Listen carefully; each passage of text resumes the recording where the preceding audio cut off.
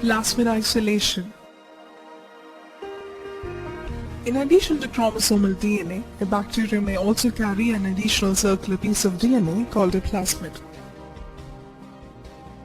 Here, we will describe how to extract a plasmid from a bacterial cell. This procedure is called plasmid isolation. Procedure. Take 1.5 ml or 1500 microliter of bacterial culture to a microcentrifuge tube using a micropipette. Centrifuge it in 5000 rpm for 5 minutes at 4 degrees Celsius. We can observe a white color settles down near the sides of the vial, which is called a pellet. Remove the supernatant and add 100 microliter of lysis solution 1 from the ice box to the vial containing pellet.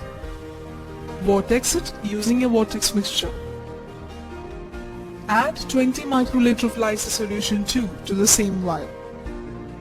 Now, invert the vial by hand 5 times as it can't be vortexed.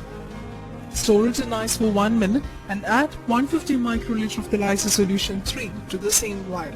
Invert the vial again by hand 5 times and store it in ice for 3 to 5 minutes. Centrifuge the vial and observe that a lower layer of white precipitate is formed and an upper layer of plasmid. Transfer the supernatant liquid to a new vial and add 2 ml of 70% ethanol to it. Vortex the vial and allow to stand for 2 minutes at room temperature. Centrifuge it and we can observe the contents in the vial are separated as pellet and supernatant. Remove the supernatant and dry at room temperature. Add 1 ml of 70% ethanol to the pellet and centrifuge it for 2 minutes. Remove supernatant again and allow evaporation of the ethanol from the vial.